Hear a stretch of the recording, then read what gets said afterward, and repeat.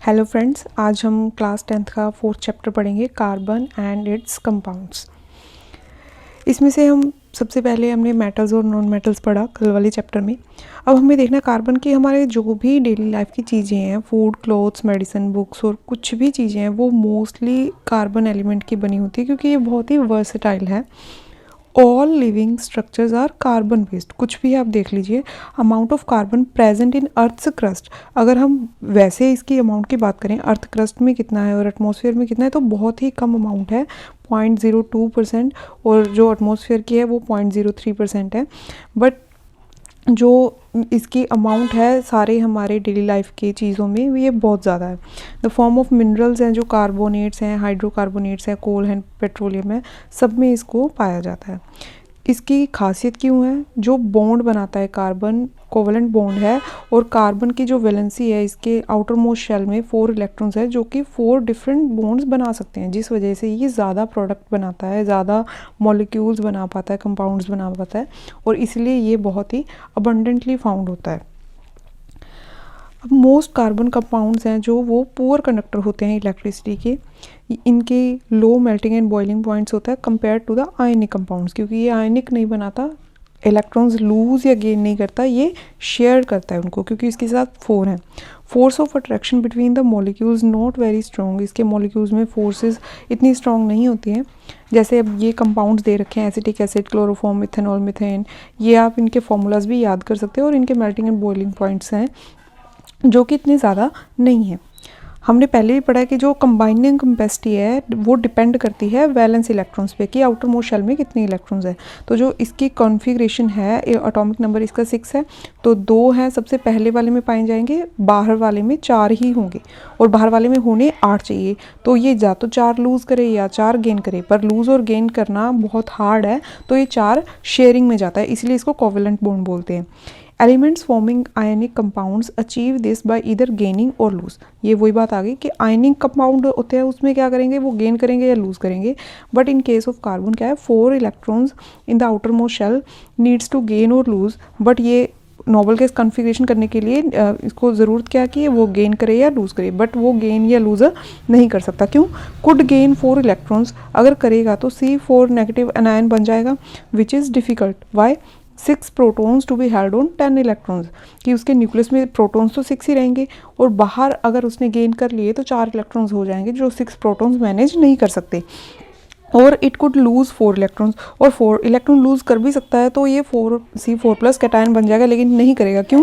क्योंकि उसके लिए requires large amount of energy to remove, उसके लिए 4 इलेक्ट्रॉन्स को लूज़ करने के लिए एनर्जी भी बहुत ज़्यादा चाहिए, जो कि मेंटेन नहीं हो पाएगी। कार्बन है ओवरकम्स करता है दिस प्रॉब्लम को, कैसे? By the sharing of its valence electron, ये शेयर बनाता है।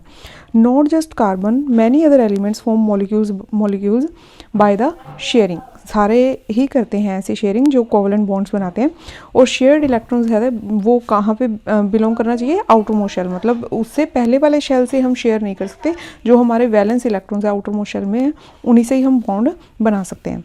अब एग्जांपल ले रखे हैं इन्होंने, सिंपलेस्ट मॉलिक्यूल है जो सबसे पहले हाइड्रोजन है, इसका एटॉमिक नंबर 1 है, और उसका रिक्वायर्स 1 मोर, जस्ट एक और चाहिए ताकि वो हीलियम वाली कॉन्फ़िगरेशन अटेन कर सके।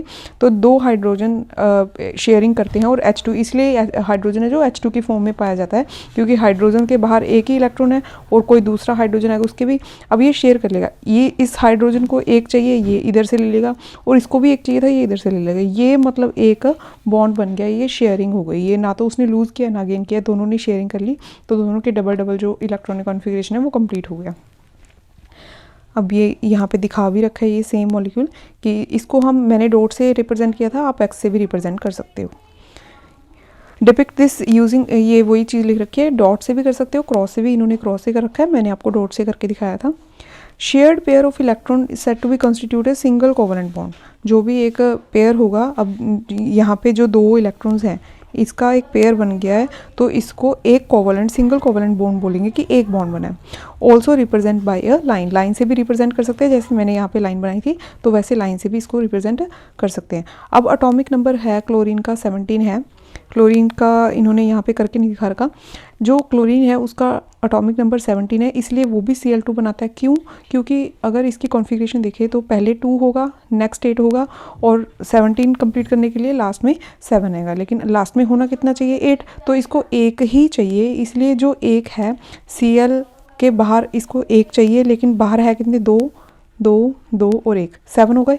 सिमिलरली एक और Cl होगा, उसके भी इतने ही होंगे। अब जो एक एक इसको चाहिए ये इधर से ले लेगा और ये इधर से कंप्लीट करके ये एक शेयर्ड पेयर ऑफ इलेक्ट्रॉन बन जाएगा। इसलिए जो Cl2 है ये एक डायटोमिक मॉलिक्यूल है, डबल पाया जाता है।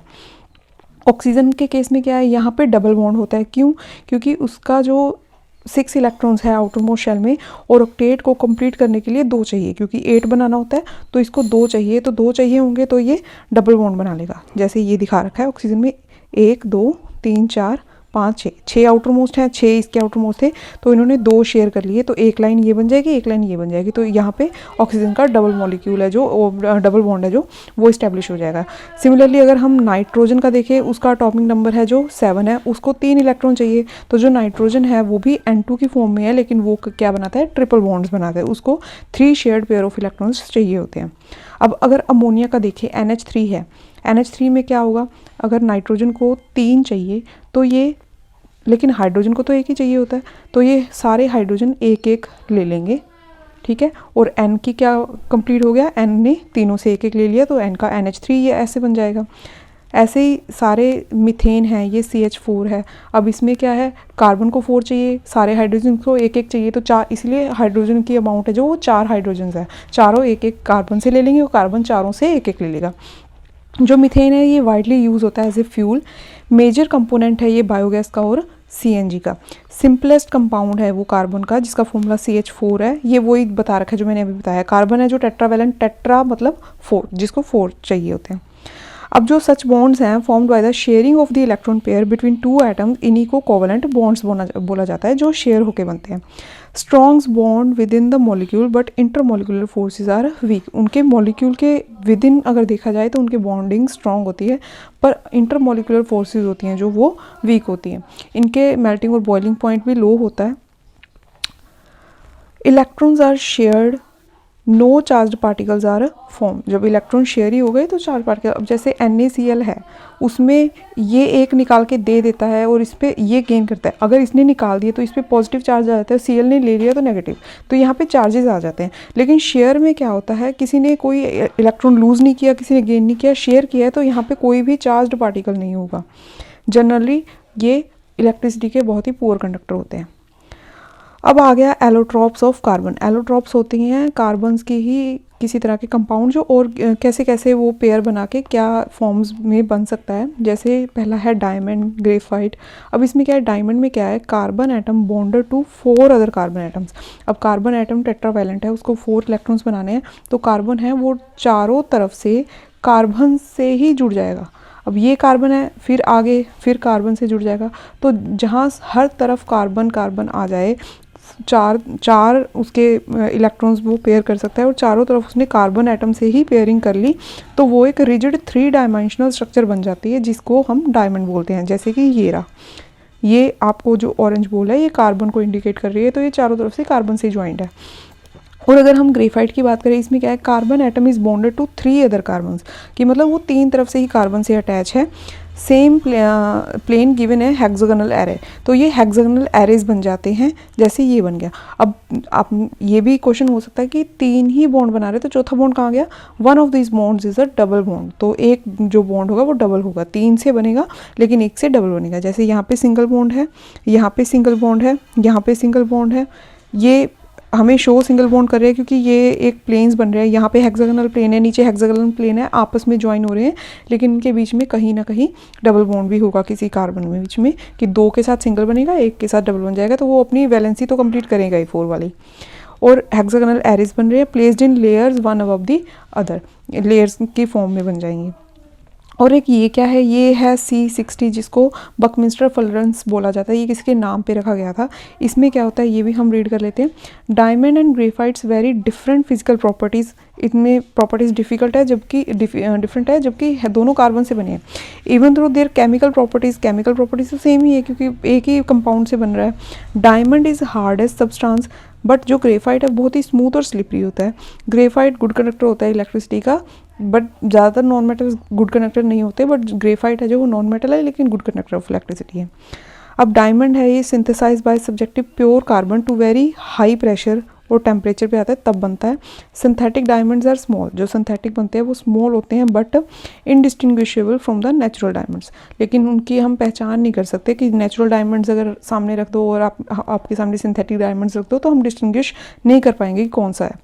अब नेक्स्ट फुलरेंस है जो ये वाली बात कर रहे थे हम, ये क्या है, ये अनदर कार्बन एलोट्रोप है जो C60 की तरीके से पाया जाता है। Carbon atom arranged in the shape of the football की शेप में ये अरेंज हो जाता है और इसको डिज़ाइन किया था US के आर्किटेक्ट ने बकमिंस्टर फुलरेंस जिसका नाम था, इसलिए इसका मॉलिक्यूल का नाम है जो फुलरेंस के नाम पे कंप्लीट हुआ है। ये 60 कार्बन एटम से मिलके बनता है और इसलिए इसको C60 भी बोला जाता है और फुलरेंस बोला जाता है। नेक्स्ट हमारा है versatile nature of the carbon. Carbon का नेचर के बारे में हमें डिस्कस करना है। अब इसमें क्या है, numbers of the carbon compounds whose formula are known to the chemist recently estimated to be millions. मतलब कार्बन्स के जितने भी कंपाउंड्स दुनिया में पाए जाते हैं वो केमिस्ट से एस्टिमेट लगाकर बताया कि मिलियंस हैं, कि पता ही नहीं कौन कौन से कंपाउंड बना रखे हैं कार्बन ने। अब इसकी यूनिक एबिलिटी क्या है, to form bonds with the other carbon. इसकी यूनिक एबिलिटी क्या है कि कार्बन के साथ भी बहुत अलग अलग तरीके से बॉन्ड बना सकता है। This property is called catenation, इसी को कैटिनेशन प्रॉपर्टी बोलते हैं। लॉन्ग चेन भी बना सकता है कार्बन की, कार्बन जुड़ रहा है उसके साथ फिर कार्बन, ऐसे लॉन्ग चेन बनती जाती है। ब्रांच्ड चेन भी हो सकती है कि ये कार्बन की चेन लंबी थी और बीच में कहीं और इधर नीचे से कार्बन ज्वाइंट हो गया, इधर ऊपर से हो गया, तो ये चेन्स हैं जो कार्बन की बहुत तरीके से बनती हैं। अरेंज्ड इन रिंग्स, अभी हमने C60 पढ़ा है कि वो फुटबॉल के रिंग में भी बन जाता है। कार्बन एटम में भी linked by single, double, triple, तीनों तरीके के बॉन्ड हो सकते हैं कि कार्बन में सिंगल है, डबल बॉन्ड भी हो सकता है और ट्रिपल बॉन्ड भी हो सकता है, क्योंकि इसकी वैलेंसी 4 है, इसको तो 4 कंप्लीट करने हैं तो वो कैसे भी कंपाउंड्स बना सकता है। Linked by only single bonds, जहाँ पे सिंगल बॉन्ड है C और C में, उनको सैचुरेटेड कंपाउंड्स बोला जाता है। और जहाँ पे C के साथ डबल बॉन्ड के साथ जुड़ रहा है या ट्रिपल बॉन्ड के साथ जुड़ रहा है तो वो अनसैचुरेटेड होते हैं, डबल और ट्रिपल वाले unsaturated. No other elements exhibit the property of catenation. Catenation की प्रॉपर्टी और कोई भी शो नहीं करता सिवाय कार्बन के। ये बहुत तरीके से कार्बन आपस में जुड़ सकते हैं। सिलिकॉन है, ये कंपाउंड बनाता है हाइड्रोजन के साथ अप टू 7 और 8 एटम्स। ये क्योंकि सिलिकॉन है कार्बन वाले ग्रुप में ही पाया जाता है, ये 7 से 8 एटम्स तक तो बना सकता है लेकिन उससे ज़्यादा नहीं बनते, क्योंकि but these compounds are very reactive. जो ये 7 से 8 एटम वाली चेन बनती भी है सिलिकॉन की, ये बहुत ज़्यादा रिएक्टिव होती है। कार्बन बॉन्ड है जो बहुत स्ट्रॉन्ग होता है और स्टेबल होता है। Many carbon atoms linked to each other, ये कितनी भी लंबी चेन बन सकती है। अब कार्बन की वैलेंसी है जो वो 4 है, bonding with 4 other atoms of carbon बना सकता है। Some other monovalent elements formed with oxygen, hydrogen, nitrogen, sulphur, chlorine, सबके साथ ये कंपाउंड्स बना सकते हैं।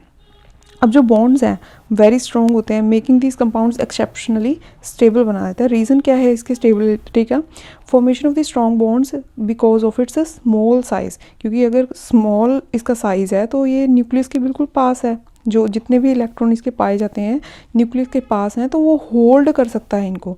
जो सिलिकॉन है जो ग्रुप में आगे वाली लाइंस में आ जाते हैं वो न्यूक्लियस से दूर होते हैं उनका वैलेंस शेल, जिसकी वजह से वो इतना होल्ड नहीं कर सकते। Enable nucleus to hold on shared pair of electron strongly.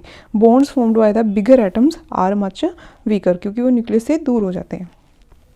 Next, अब ऑर्गेनिक कंपाउंड्स हैं, ये क्या हैं, टेट्रावैलेंस होते हैं, कैटिनेशन शो करते हैं।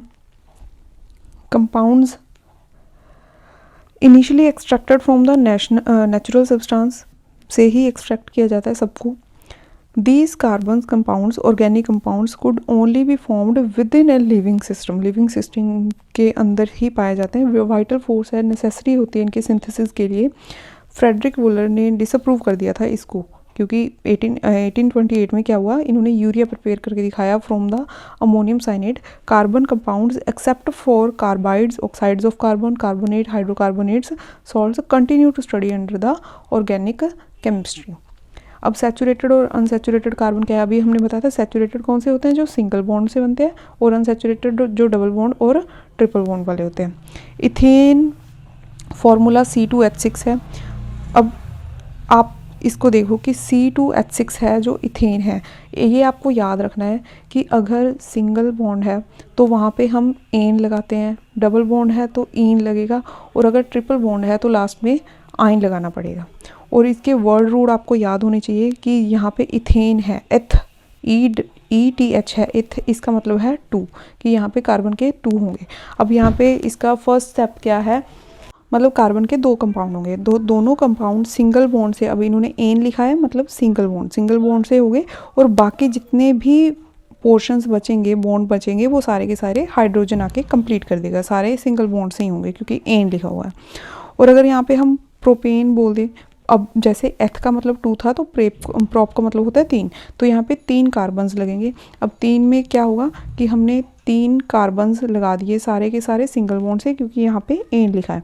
तो जो बाकी, अब इस कार्बन के 1 बन चुका, बाकी 3 खाली है, यहाँ पे हाइड्रोजन लग जाएगा. इस कार्बन के इधर और इधर 2 बन चुके हैं, तो ऊपर नीचे 2 ही हाइड्रोजन लगेंगे, और ये वाले कार्बन के ऊपर नीचे और इधर 3 हाइड्रोजन कंपाउंड्स बन जाएगा, तो ये प्रोपेन बन जाएगा. इस तरीके से हमें कंपाउंड बनाने होते हैं, और ये सारे सैचुरेटेड कंपाउंड्स ही है क्योंकि, और नॉट वेरी रिएक्टिव क्योंकि ये सारे सिंगल बॉन्ड से बने. अब इथीन, यहाँ पे ईन आ गया, ईन का मतलब होता है डबल बॉन्ड, तो C2H4 है तो ये ऑटोमेटिकली C2, अब यहाँ पे C2 है, H4 है तो यहाँ पे 4 ही कनेक्ट हुए हैं, लेकिन अभी कार्बन के यहाँ 3 ही बॉन्ड बने हैं, तो हमें इसको कंप्लीट करने के लिए यहाँ पे डबल बॉन्ड लगाना पड़ेगा, तभी उसको इथीन बोला जाएगा.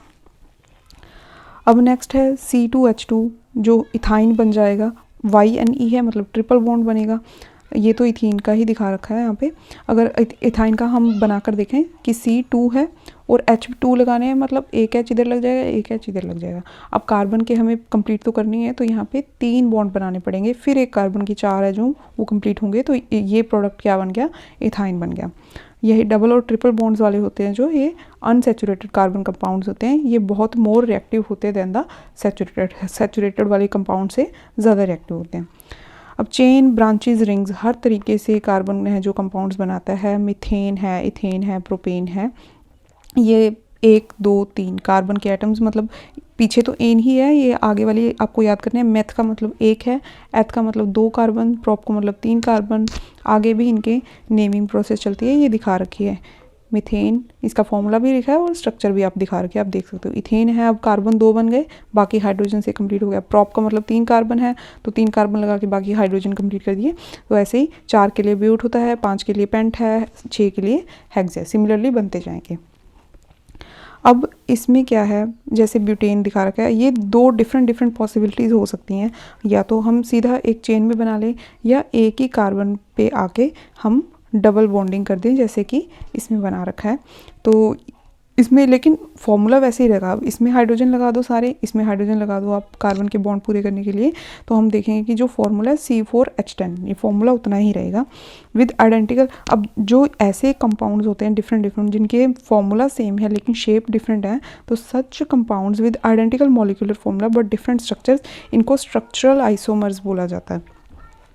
इन एडिशन स्ट्रेट और ब्रांच्ड के अलावा रिंग फॉर्म में भी बनते हैं. जैसे एग्जांपल है साइक्लोहेक्सीन की, C6H12 है, ये ऐसे भी बन सकता है C6H12, रिंग के फॉर्म में भी बनते हैं. और इसके अलावा सैचुरेटेड तो है, ये रिंग तो सैचुरेटेड है, लेकिन इसको अनसैचुरेटेड भी बना सकते हैं, जैसे बेंजीन होती हैं. अब इसमें हाइड्रोजन तो 12 थे, इसलिए ये कंपाउंड कंप्लीट हो गया. लेकिन अगर हाइड्रोजन 6 रह गए, मतलब यहाँ पे कहीं ना कहीं डबल बॉन्डिंग की है, और डबल बॉन्डिंग की है तो इस तरीके से डबल बॉन्डिंग करके इसको बेंजीन नाम दिया जाता है, C6H6. तो ये अनसैचुरेटेड भी आ सकता है. अब कार्बन के कंपाउंड्स हैं जो contain only carbon and hydrogen, जिसमें सिर्फ कार्बन होते हैं और हाइड्रोजन से उनको कंप्लीट कर देते हैं, उनको हाइड्रोकार्बन्स बोला जाता है। Saturated hydrocarbons are called alkanes. Saturated मतलब सिंगल बॉन्ड है तो वो अल्केन्स एन वाले होंगे, और अनसैचुरेटेड है मतलब वो डबल बॉन्ड वाले हैं। डबल बॉन्ड वालों को एल्कीन ENE एल्कीन बोला जाएगा, और ट्रिपल बॉन्ड वालों को एल्काइन YNE एल्काइंस बोला जाएगा। Now carbon also form, carbon और क्या बना सकता है, bonds with the other elements such as halogen, oxygen, nitrogen, sulphur, सबके साथ बना सकता है। हाइड्रोकार्बन जो चेन है can be replaced by these such that valency of carbon remains satisfied. बस वैलेंसी कंप्लीट होनी चाहिए और आपको किसी से भी बॉन्डिंग बना सकता है। एलिमेंट्स रिप्लेसिंग हाइड्रोजन, जो एलिमेंट हाइड्रोजन को रिप्लेस करके बनता है उसको हेट्रोएटम बोलते हैं, और इनके डिफरेंट फंक्शनल ग्रुप्स भी होते हैं। अब जैसे यहाँ पे हेलो अल्केन लगाएगा, मतलब जब हम कार्बन की बॉन्ड्स कंप्लीट करते हैं हाइड्रोजन लगा के, वहाँ पे हाइड्रोजन की जगह हम क्लोरीन ब्रोमीन लगा सकते हैं। अल्कोहल जो OH लगता है ये लगा सकते हैं। एल्डिहाइड, ये सारे फंक्शनल ग्रुप हैं। एल्डिहाइड, अब इनके आप नाम में भी देख लो, नाम में यहाँ पे ओल लगेगा, एल्डिहाइड लगाएंगे, एल्डिहाइड ये वाला है तो यहाँ पे AL लगेगा एल्डिहाइड में। कीटोन है ये वाला लगाना पड़ेगा, तो इसमें लास्ट में हमें ओन ऐड करना पड़ेगा। और जो कार्बोक्सिलिक एसिड है ये वाला फॉर्मूला लगेगा, तो इसमें लास्ट में हमें ओइक एसिड ज्वाइन करना पड़ेगा। अब जो हेट्रोएटम्स है containing specific properties regardless of the length and nature of the carbon chain, properties तो होती हैं, उनको फंक्शनल ग्रुप्स बोला जाता है, जो भी मैंने ये आपको चारों करवाए हैं। फ्री वैलेंसी और valencies of the group shown by the single line, valencies हमें सिंगल लाइन से शो करवा रहे हैं ये, जैसे ये इधर की तरफ से ये कार्बन में ज्वाइन होगा, ये इधर से ज्वाइन होगा। अब इसके दोनों तरफ से है, मतलब ये दोनों तरफ से कार्बन से ज्वाइन होगा। Functional group attached to the carbon chain through this valency replacing one hydrogen, तो यहीं से ये ज्वाइन होगा जो एक हाइड्रोजन को रिप्लेस करके ज्वाइन होगा। अब होमोलोगस सीरीज, इसका क्या मतलब है, presence of the functional group decide the properties of the carbon compound, जो फंक्शनल ग्रुप है उसी से कार्बन कंपाउंड की जो प्रॉपर्टी है वो डिसाइड होगी। अब जैसे केमिकल प्रॉपर्टी CH3COH है, C2H5, अब जो ये जितने भी कंपाउंड लिखे हुए हैं इनमें सब में OH OH OH OH है, लेकिन कार्बन की काउंटिंग डिफरेंट है, लेकिन इन सब की प्रॉपर्टीज़ सिमिलर है। क्यों, उससे कार्बन के नंबर से फ़र्क नहीं पड़ता, फंक्शनल ग्रुप है जो वो डिसाइड करता है कि प्रॉपर्टी क्या होगी। तो इन्हीं को substitutes for hydrogen in A carbon chain is called homologous. इसी सीरीज़ को होमोलोगस सीरीज़ बोलते हैं, जिसमें फंक्शनल ग्रुप सेम है लेकिन कार्बन की चेन डिफरेंट हो सकती है। जैसे ये वाला है CH4 एंड C2H6, इसमें क्या है, कार्बन इसमें एक था इसमें दो थे, लेकिन यूनिट का फ़र्क कितना है, सिर्फ CH2 का फ़र्क है। और सिमिलरली इसमें भी CH2 का फ़र्क है, तो ये सारी सीरीज़ क्या है, होमोलोगस सीरीज़ है। सिमिलरली ऐसी ही सीरीज़, ये तो एन्स की सीरीज़ है सिंगल बॉन्ड वाली, एल्कीन्स की भी सीरीज़ हो सकती है, जैसे ये रही, इसमें C3 थे, इसमें 4 हो गए, इसमें 5 हो गए, लेकिन जो H हैं वो फिर 6 से 8 हो गए, 8 से 10 हो गए। H का 2 का फ़र्क पड़ रहा है, जैसे यहाँ पे CH2 लिखा था, H का 2 का फ़र्क पड़ रहा है और कार्बन का 1 का, तो इसमें एल्कीन्स में भी सिमिलर ही डिफरेंस पाया जा रहा है। और यही एल्कीन्स के बाद फॉर्मूला हम डिराइव कर सकते हैं कि एल्कीन्स में फॉर्मूला क्या है, CnH2n, कि जितना C होगा उतना H है जो डबल होगा। जैसे यहाँ पे है, अगर C3 था तो H 6 हो गया, C4 था तो H 8 हो गया, C5 था तो H 10 हो गया। तो ये इसका फॉर्मूला है। ये तो फॉर्मूला था ईन्स का जो डबल बॉन्ड वाले हैं। ऐसी जो एन होते हैं सिंगल बॉन्ड वाले, उनका फॉर्मूला होता है CnH2n + 2, उनमें 2 एक्स्ट्रा होते हैं। और अगर आइंस का ट्रिपल बॉन्ड वाले का देखो तो उसमें CnH2n -2, उसमें -2 होता है। मॉलिक्यूलर मास इंक्रीज हो जाता है, मेल्टिंग एंड बॉइलिंग पॉइंट भी इंक्रीज हो जाता है with increasing the molecular mass. जब मॉलिक्यूलर मास बढ़ता है तो उनका melting and boiling point increase हो जाता है। जो सॉल्युबिलिटी है वो भी ग्रेडेशन मतलब वो भी बढ़ती है। केमिकल प्रॉपर्टीज़ है remain same in homologous, chemical properties है जो होमोलोगस सीरीज़ की वो सेम रहती हैं। नाउ इसके नोमेनक्लेचर पे आगे जो हम कर रहे थे कि बात इनका नाम कैसे पड़ता है, एन इन आयन हो गया, या उसके कार्बन की काउंटिंग है कि एक कार्बन है तो मेथ है, 2 है तो एथ है। तो इनकी नेमिंग क्या है, कार्बन चेन में, फंक्शनल ग्रुप में, सब में डिसाइड करना पड़ता है। अब इसमें क्या है, सबसे पहले आइडेंटिफाई करेंगे हम नंबर ऑफ़ द कार्बन की, कार्बन एटम कितने हैं। 3 के लिए जैसे प्रोपेन होता है ऐसे ही पहले नंबर देखना पड़ता है।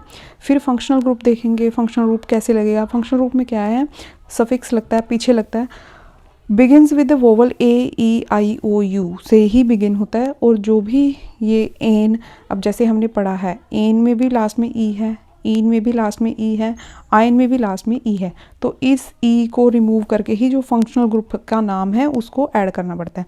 अब जैसे कीटोन ग्रुप लगा दिया, कीटोन ग्रुप कौन सा था, हमने ऊपर पढ़ा था ये वाला। अब इसमें क्या है, इसको अगर ऐड करेंगे तो कीटोन ग्रुप का नाम ऑन ऐड करना पड़ता है, तो ये कोई भी लास्ट वाली ई को रिमूव करके कीटोन ऐड होगा। जैसे प्रोपेन था, पहले सिंपल प्रोपेन था, उसकी ई को रिमूव करके प्रोपेन AN, ये ई रिमूव हो जाएगी और ओन साथ हो जाएगा तो प्रोपेनॉन हो जाएगा।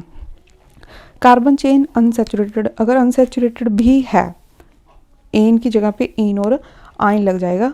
एग्जाम्पल 3 कार्बन की चेन है, डबल बॉन्ड है, प्रोपीन हो जाएगा, ट्रिपल बॉन्ड है तो प्रोपाइन हो जाएगा। नेक्स्ट ये आप बना भी रखे हैं इन्होंने, ये देख सकते हो हेलो अल्केन्स हैं कि इसमें प्रीफिक्स क्लोरो और ब्रोमो लग गया। अब ये देखो कि अगर कोई भी ये चीज़ ऐड हो रही है, अगर तो फंक्शनल ग्रुप से ऐड हुए हैं तो उनका नाम पीछे से जुड़ेगा, अगर क्लोरीन ब्रोमीन ऐसे हैलोजन्स ऐड हुए हैं तो उनका नाम के आगे लगेगा। जैसे ये प्रोपेन था तो एक हाइड्रोजन की जगह पे क्लोरीन जुड़ गया तो क्लोरोप्रोपेन बन गया, ये क्लोरो है जो नाम के आगे आ गया। ये ब्रोमीन लगा दिया तो ब्रोमोप्रोपेन बन गया, ब्रोमो है जो आगे लगेगा। लेकिन जो बाकी हैं alcohol, aldehyde, ketone, carboxylic acid, ये सारे जितने भी फंक्शनल ग्रुप्स हैं इनमें ये चीज़ जुड़ेगी और ये लास्ट में जुड़ेगी, प्रोपेनॉल। जैसे अभी हमने ये यहाँ पे पढ़ा है कि उसकी ई रिमूव करके पीछे उसका प्रोपेनॉन बन गया, वैसे ही इसके सारे पीछे नाम में ऐड होगा। OH कनेक्ट हो गया तो OH के लिए OL लगता है, प्रोपेनॉल बन गया, प्रोपेनल बन गया। अगर ये हो गया तो यहाँ बीच में कीटोन ग्रुप लग गया तो ओन लग गया, ये पूरा का पूरा कार्बोक्सिलिक फंक्शनल ग्रुप लग गया तो ओइक एसिड लगता है, ये अटैच हो गया साथ में। ऐसी ईन्स और आइंस का भी है, इसमें अगर डबल बॉन्ड आ जाएगा तो प्रोपीन बन जाएगा, ट्रिपल बॉन्ड आ जाएगा तो प्रोपाइन बन जाएगा। और आप ये भी देखिए कि ईन और आइन के लिए ज़रूरी नहीं है कि सारे कार्बन आइटम्स में ही डबल बॉन्ड या सारों में ही ट्रिपल बॉन्ड लगाना है, कि कहीं भी एक में भी होगा तो भी हम उसको ईन या आइन प्रेफर कर सकते हैं। देन आ गया केमिकल प्रॉपर्टीज़ हैं जो कार्बन कंपाउंड्स की। सबसे पहले है combustion. Carbon and its allotropic forms burn in oxygen to give the carbon dioxide release of heat and light. तो कार्बन डाइऑक्साइड भी देता है, हीट और लाइट भी। अब यहाँ पे ये शो भी कर रखे हैं कि कार्बन के जितने भी कंपाउंड्स हैं ऑक्सीजन में अगर उनको बर्न किया जाए तो वो कार्बन डाइऑक्साइड बनेगा, हीट और लाइट वहाँ से हमें मिलेगी। जो सैचुरेटेड हाइड्रोकार्बन्स है, सिंगल बॉन्ड वाले हैं, गिव अ क्लीन फ्लेम देते हैं हमें, लेकिन जो अनसैचुरेटेड वाले हैं वो येलोइश फ्लेम देते हैं with lots of black smoke भी उनके साथ आता है। अब जैसे कोई भी मेटल की प्लेट है, वहाँ पे डिपॉजिट होने लग जाता है कुछ ना कुछ, limiting the supply of air results in incomplete combustion. अगर हम एयर की लिमिट कर दें कि इतना ही ऑक्सीजन उसको प्रोवाइड करे तो वो कंबशन भी कंप्लीट नहीं होगा। इवन सैचुरेटेड हाइड्रोकार्बन, फिर उसके बाद क्या होगा, जो सैचुरेटेड हैं सिंगल बॉन्ड वाले हैं उसमें से भी जो फ्लेम है वो प्रॉपर क्लीन फ्लेम नहीं आएगी। गैस कैरोसिन स्टोव्स होते हैं हमारे घरों में, इनलेट्स फॉर एयर, वहाँ पे भी एयर के लिए इनलेट होता है ताकि उसको सफिशेंट ऑक्सीजन मिल सके कंबशन के लिए। Mixture is burn to give a clean blue flame, ताकि वो अच्छे से ब्लू फ्लेम दे सके। बॉटम्स होते हैं जो कुकिंग वेसल्स के, कोई भी बर्तन है हमारा वो ब्लैक हो जाते हैं, वो इसी तरीके से इसी वजह से होते हैं। It means air holes are blocked, fuel is getting wasted. उससे हमें क्या पता चलता है कि जो एयर के होल्स हैं वो ब्लॉक हो चुके हैं, इसीलिए जो फ्यूल है वो वेस्ट हो रहा है। Coal and petroleum have some amount of nitrogen and sulphur भी उनमें होता है। Combustion results formation of oxides बन जाते हैं सल्फर के, नाइट्रोजन के, जो कि वो बहुत ही मेजर पॉल्यूटेंट्स हैं हमारे इन्वायरमेंट के।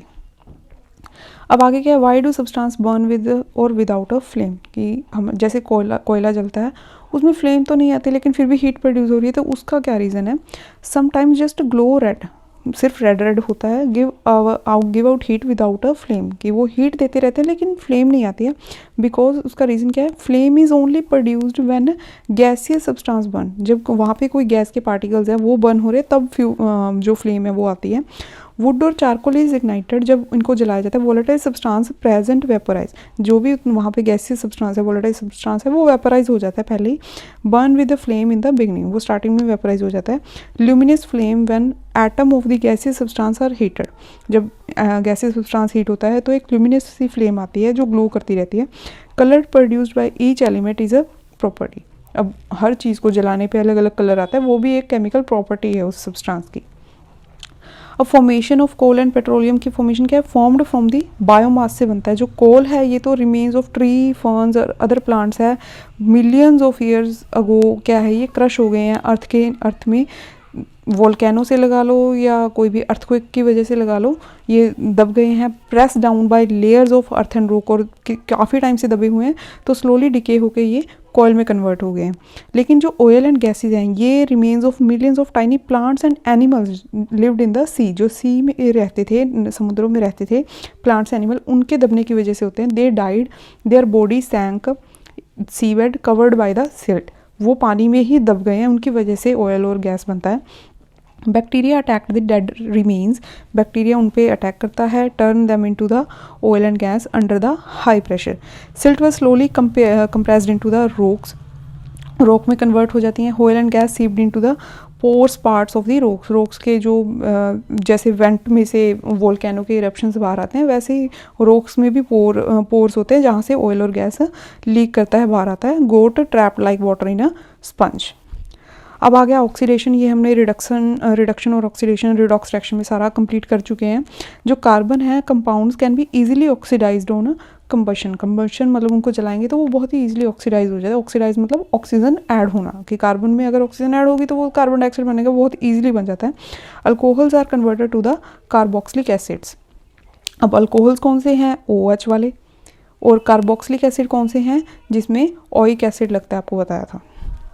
अब ये रहा कार्बन का कंपाउंड्स हैं, इसको हीट किया है सम कैटलिस्ट में, तो ये पहले OH था, अब COOH जो अल्कोहल है उससे ओइक एसिड कार्बोक्सिलिक एसिड में कन्वर्ट हो गया। Capable of adding oxygen to others none as the oxidising agent, जो दूसरों में ऑक्सीजन ऐड कर सकते हैं उनको ऑक्सीडाइजिंग एजेंट बोला जाता है।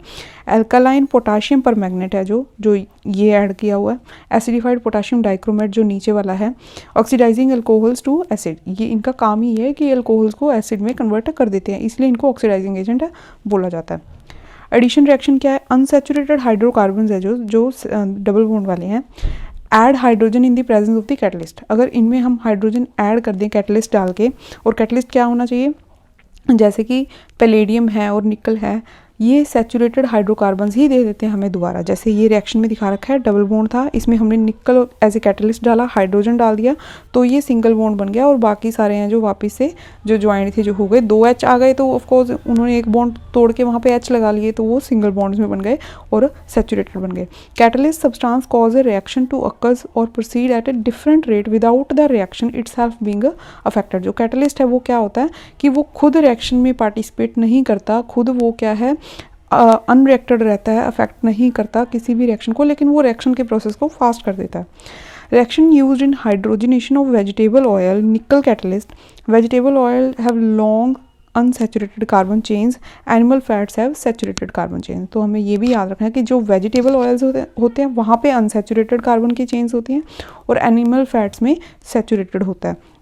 और ये क्यों याद रखना है, क्योंकि जो वेजिटेबल ऑयल्स होते हैं ये हेल्दी होते हैं, लेकिन जो एनिमल फैट होता है ये सैचुरेटेड फैटी एसिड को कैरी करते हैं, जो कि हार्मफुल होता है हमारी हेल्थ के लिए। और अनसैचुरेटेड फैटी एसिड्स हैं ये हम कुकिंग में चूज़ भी करते हैं बनाने के लिए। सब्सटीट्यूशन रिएक्शन मतलब एक को हटा के दूसरा लगाना। अब इसमें क्या है, सैचुरेटेड हाइड्रोकार्बन्स है जो अनरिएक्टिव हैं, इनर्ट रहते हैं in the presence of most reagents, in the presence of sunlight. Chlorine is added to the hydrocarbons, very fast reaction, अगर क्लोरीन को ऐड करें बहुत ही इजीली रिएक्ट हो जाता है। तो chlorine can replace the hydrogen, ये हम पता कर सकते हैं, इसलिए इसको सब्सटीट्यूशन रिएक्शन भी बोला जाता है, क्योंकि क्लोरीन है जो वो हाइड्रोजन को बहुत ही ईजिली रिप्लेस कर सकता है। जैसे ये रहा मीथेन है, इसमें क्लोरीन को ऐड किया तो मीथेन ने ईजिली एक क्लोरीन को लेके HCl है जो इन द प्रेजेंस ऑफ सनलाइट निकाल दिया बाहर। अब सम इम्पॉर्टेंट कार्बन कंपाउंड्स जैसे इथेनॉल है, इथेनोइक एसिड है, ये वही इथेनॉल मतलब अल्कोहल वाला फंक्शनल ग्रुप हो गया, इथेनोइक एसिड मतलब जो कार्बोक्सिलिक एसिड हो गया वो वाला कंपाउंड हो गया। अब इनकी प्रॉपर्टीज़ क्या क्या हैं, इथेनॉल की प्रॉपर्टीज़ क्या है, जो इथेनॉल है ये लिक्विड रहता है रूम टेम्परेचर पे, कॉमनली कॉल्ड अल्कोहल भी बोला जाता है इसको, एक्टिव इंग्रेडिएंट है ऑल अल्कोहलिक ड्रिंक्स में। In addition because it is a good solvent भी है, ऑल्सो यूज्ड इन मेडिसिन में भी यूज़ किया जाता है, टिंक्चर, आयोडीन, कफ सिरप्स में, मैनी टॉनिक्स में भी यूज़ होता है। ऑल्सो सोल्यूबल इन वाटर में सॉल्यूबल है ये। Consumption of small quantity of dilute ethanol को अगर हम लेते हैं तो ये ड्रंकननेस, मतलब ऑफकोर्स इथेनॉल है, जब इसको अल्कोहल ही बोल दिया तो आप समझ सकते हैं। प्रैक्टिस इज कंडेम, ये सोशली वाइड स्प्रेड प्रैक्टिस है लेकिन इसको कंडेम ही किया जाता है। Intake of even a small quantity of pure ethanol अगर हम लेते हैं, एब्सोल्यूट अल्कोहल है, कैन बी लीथल भी हो सकता है वो। लॉन्ग टर्म इसका कंजप्शन है जो बहुत ही हेल्थ प्रॉब्लम्स को लीड करता है। अब इसकी रिएक्शंस देखते हैं। पहले सोडियम के साथ रिएक्ट करेगा तो क्या होगा। अब यहाँ पे सोडियम डाल दिए, साथ में हमने इथेनॉल को डाल दिया। यहाँ पे इन्होंने H2 को रिमूव करके सोडियम ने रिप्लेस कर दिया, सोडियम इथोक्साइड बना दिया। तो एवोल्यूशन ऑफ हाइड्रोजन प्रोडक्ट क्या बनाया है, सोडियम एथोक्साइड। दूसरी रिएक्शन क्या है, रिएक्शन टू गिव अनसैचुरेटेड, अगर अनसैचुरेटेड हाइड्रोकार्बन बनाना है तो हीट करेंगे 443 केल्विन पे। Excess concentrated sulphuric acid result क्या करेगा, डिहाइड्रेशन कर देगा एथेनॉल की और इथीन बना देगा। अभी एथेनॉल था, इसमें कंसनट्रेटेड H2SO4 डाल दिया तो यहाँ पे एथीन बन गया और वाटर रिमूव हो गया। कंसनट्रेटेड सल्फ्यूरिक एसिड है जो regarded as a dehydrating agent भी बोला जाता है इसको, जो रिमूव कर देता है water from the ethanol. Ethanol से जब वाटर रिमूव हो गया तो वो एक प्रॉपर अनसैचुरेटेड कंपाउंड बन गया जो कि डबल बॉन्ड से बनेगा। How do alcohol affect living beings, अब अल्कोहल से क्या फ़र्क पड़ता है। Large quantity of ethanol are consumed, slow metabolic, अब ये हमारे जो मेटाबॉलिक प्रोसेस है उसको स्लो कर देता है, डिप्रेस कर देता है हमारे CNS को, सेंट्रल नर्वस सिस्टम को। लैक ऑफ कोऑर्डिनेशन हो जाती है, मेंटल कन्फ्यूजन होती है, ड्राउननेस शो फील होता है, lowering in the normal inhabitants show होता है। फाइनली स्टूपर, फील रिलैक्स होता है लेकिन विदाउट रियलाइजिंग, हमें समझ नहीं आ रहा होता कि ये सब कुछ हमारे साथ हो रहा है लेकिन हम रिलैक्स फील करते हैं। सेंस ऑफ जजमेंट नहीं रहती है, टाइमिंग की जजमेंट नहीं रहती है, मस्कुलर कोऑर्डिनेशन नहीं बैठता है, सीरियसली इम्पेयर्ड हो जाता है सब कुछ। अनलाइक इथेनॉल, इथेनॉल से तो ये सब होता है लेकिन अगर इनटेक ऑफ मेथनॉल जहाँ पे एक ही कार्बन का कंपाउंड है वो लें, very small quantity can cause, वो हमें डेथ भी दे सकती है। Oxidise to methanol in the liver, अगर लीवर में है, reacts rapidly with the components of the cell, तो वो सेल से हर सेल से बहुत ही इजीली रिएक्ट कर सकती है, कोगुलेट कर देती है प्रोटोप्लाज्म को जो सेल के अंदर पाया जाता है। सेम एग इज़ कोगुलेटेड, जैसे एग को कुक करते हैं वो कोगुलेट हो जाता है, उसी तरीके से ये हमारे प्रोटोप्लाज्म सेल के अंदर है जो उसको कोगुलेट कर सकती है। मेथनॉल है जो ऑल्सो अफेक्ट ऑप्टिकल नर्व को अफेक्ट करता है, हमें ब्लाइंड भी बना सकता है। जो एथेनॉल है इंपॉर्टेंट इंडस्ट्री सॉल्वेंट है टू प्रिवेंट द मिसयूज़, इसके मिसयूज़ को बचाने के लिए जो इंडस्ट्रीज़ हैं वो क्या करती हैं, इसको अनफिट बना देती हैं ड्रिंकिंग के लिए। कैसे, इसमें पॉइजनस सब्सटेंस है जो मिथेनॉल, जो हम अभी बात करके ना, इसको ऐड कर देते हैं। डाइज भी ऐड कर देते हैं इसको ताकि कलर आ सके, अल्कोहल का ब्लू कलर आ जाता है ताकि हम इसे ईजिली पहचान सकें। इसको डीनेचर्ड अल्कोहल भी बोला जाता है जिसमें कलरिंग ऐड हो जाती है। Next, alcohol as a fuel अगर यूज़ करें, शुगर कैन का प्लांट है, most efficient converters of sunlight into chemical energy में कन्वर्ट करता है। शुगर कैन का जो जूस है ये मोलेसिस को प्रिपेयर करने के लिए बनाया जाता है, फर्मेंटेड टू गिव अल्कोहल, उसी से ये चीज़ सब बनता है। सम कंट्रीज़ क्या है, use alcohol as an additive in petrols में भी ऐड किया जाता है इनको, सिंस क्लीनर फ्यूल मिलने के लिए। Give rise to only carbon dioxide and water on burning in sufficient oxygen.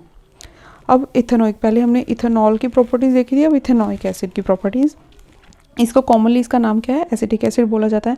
Carboxylic acid है जो 5 से 8% तक सोल्यूशन एसिटिक एसिड का वाटर अगर इसमें डाल दें तो विनेगर बोला जाएगा उसको, जो कि यूज़ होता है as a preservative in pickles, जो अचार हैं उनमें एज ए प्रिजर्वेटिव डाला जाता है विनेगर को।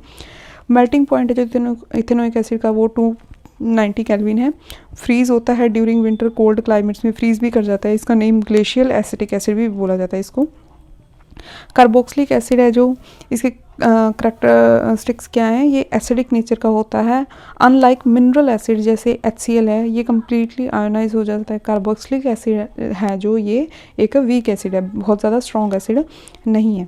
अब इसकी रिएक्शन, जैसे हमने इथेनॉल्स की रिएक्शन देखी हैं, अब इसकी पहली रिएक्शन क्या है, एस्टरिफिकेशन। एस्टरिफिकेशन क्या है, जब हम इथेनॉइक एसिड को इथेनॉल से, हम कोई भी अल्कोहल से, एन अल्कोहल के साथ हम रिएक्ट करवाते हैं कोई भी एसिड को एज ए कैटलिस्ट डाल के, तो हमें एस्टर मिलता है। एस्टर का क्या मतलब है कि कार्बन का जो कंपाउंड है ये दोनों तरफ से इधर से ऑक्सीजन के साथ जुड़ रहा है, इधर कार्बन की चेन है और वाटर है जो वो रिलीज़ करता है। जनरली एस्टर्स आर क्या है, स्वीट स्मेलिंग सब्सटेंसेस हैं, used in the making perfumes में, फ्लेवरिंग एजेंट्स में यूज़ होता है। ऑन ट्रीटिंग सोडियम हाइड्रोक्साइड जो कि एक एल्कली है, ester is converted back to alcohol. अगर इसमें सोडियम हाइड्रोक्साइड डाला जाए जो ये एस्टर बना है तो ये वापस से अल्कोहल बन जाएगा। Sodium salt of carboxylic acid, और कार्बोक्सिलिक एसिड जो है ये उसका उसमें सोडियम साल्ट ऐड हो जाएगा। Reaction is known as the saponification, मतलब एस्टरिफिकेशन इस रिएक्शन को बोलते हैं। अगर इसको रिटर्न करवा दें हम तो इसकी रिवर्स रिएक्शन को हम स्पोनिफिकेशन बोलेंगे। Because it is used in the preparation of soap में यूज़ होती है, इसलिए इसका नाम ऐसे है। सोप आर सोडियम ऑफ और potassium salts of long chain of the carboxylic acid. ये इसका रिएक्शन भी दे रखा है कि इसमें NaOH डाला तो ये अल्कोहल अलग हो गया और ये सोडियम के साथ कनेक्ट हो गया।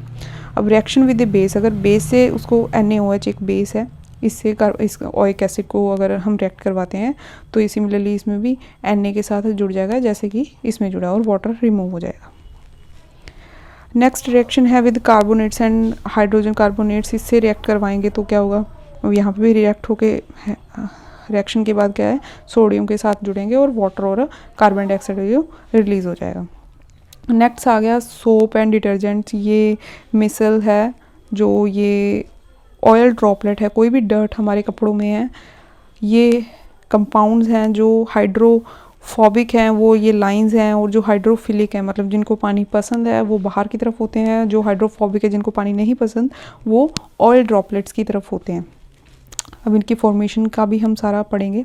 Effect of the soap in cleaning, most dirt oil in nature, mostly oil होती है, does not dissolve in water, जो पानी में डिजॉल्व नहीं हो सकती। Molecules of the soap, sodium और potassium salts of long chain carboxylic acid. Ionic end होता है जो सोप का, इंटरेक्ट विद वाटर, वो वाटर से इंटरेक्ट करता है। कार्बन चेन इंटरेक्ट करती है ऑयल के साथ। सोप मॉलिक्यूल्स हैं जो वो उनको ही मिसल्स बोला जाता है, जो अभी हमने डिस्कस किया है वो जो राउंड शेप में था। One end of the molecules towards the oil, oil की तरफ होता है, ड्रॉपलेट की तरफ। जो आयनिक एंड होता है वो बाहर की तरफ होता है। फॉर्म्स एंड इमल्शन बना देते हैं वो वाटर के साथ। Soap micelles help in pulling out the dirt in water, उसको बाहर निकालते हैं। Can wash our clothes clean, तो उसी से हमारे कपड़े हैं जो क्लीन हो सकते हैं, जैसे यहाँ पे दिखा रखा है। अब ये जो कंपाउंड्स हैं, कोई भी यहाँ पे डर्ट लगी हुई है तो ये ऐसे जाते हैं, जो ये हाइड्रोफोबिक है, जो पानी से रिएक्ट नहीं करता, जो अंदर वाली कार्बन चेन्स हैं तो ये उससे डर्ट से जाके कनेक्ट हो जाती हैं, और जो हाइड्रोफिलिक है ये बाहर रहता है। उसके बाद हम धीरे धीरे ये बाहर निकाल के ये पानी से इसको रिंस करवा देते हैं। अब इसमें हम डिटेल में भी पढ़ लेते हैं। हाइड्रोफिलिक है जो इंटरेक्ट विद वाटर करता है, जो हाइड्रोफोबिक है वो इंटरेक्ट करता है हाइड्रोकार्बन की चेन के साथ। हाइड्रोफोबिक है जो टेल होती है सोप की, not soluble in the water, soap will align along surface of the water with the ionic and in water, और जो टेल होती है protruding out of the water. Inside water अब क्या होता है, molecules have a unique orientation, keeps hydrocarbon portion out of the water. Hydrophobic tail है जो interior of the cluster, ionic and surface of the cluster, जो tell होती है वो इंटीरियर जाती है और जो आयनिक एंड होता है वो सरफेस पे रहता है। Formation is called a micelle. अब जो ये फॉर्मेशन है ये मिसेल का होगा, ये ही यहाँ पे जाके, क्योंकि जो डर्ट है इसके अंदर ट्रैप हो जाएगी, जैसे यहाँ पे ट्रैप हो चुकी है तो इसके अंदर अब पानी के साथ ये ऐसे ही रिंस हो जाएगा। Oil dirt will be collected in the center of the missile, stay in solution as a colloid, not come together to precipitate because of ion-ion repulsion होता है। डर्ट सस्पेंडेड इन द मिसल, अब इसमें dirt इसमें suspend कर रही हैं, easily rinsed away, तो पानी से ये हम इसको बहा सकते हैं। Soap micelle are large enough to scatter lightly, scatter भी कर सकते हैं। सोप सोल्यूशन अपीयर्स क्लाउडी से होता है, क्योंकि हम साबुन लगाएंगे तो झाग तो आते हैं, तो वैसे क्लाउडी शो होता है। नेक्स्ट क्या है, while bathing foam is formed very difficulty, जब हम नहाते हैं तो वो बहुत ही डिफिकल्ट से बनता है, क्योंकि इनसोल्यूबल सब्सटेंस है जो comes remain after washing with water, caused by reaction of soap with the calcium and magnesium salts cause the hardness of water. large amount of soap है जो इसमें चला जाता है। प्रॉब्लम क्या है, ओवरकम इसको करने के लिए डिटर्जेंट बनाया गया एज ए क्लींजिंग एजेंट, जिसमें जो फॉर्म है वो ज़्यादा बनता है। Generally sodium salts of sulphonic acid और ammonium salts with chlorides and bromide ions, both have long hydrocarbon chains, charged ends do not form insoluble precipitates with the calcium and magnesium ions in hard water भी, और remains effective in hard water. Hard water में भी वो effective ही रहते हैं। Usually use to make shampoos में काम आते हैं, और वो क्लीनिंग क्लोथ्स में भी उनको यूज़ किया जाता है। बस इसके बाद आपके क्वेश्चंस है वो आप खुद कर सकते हैं। Thank you.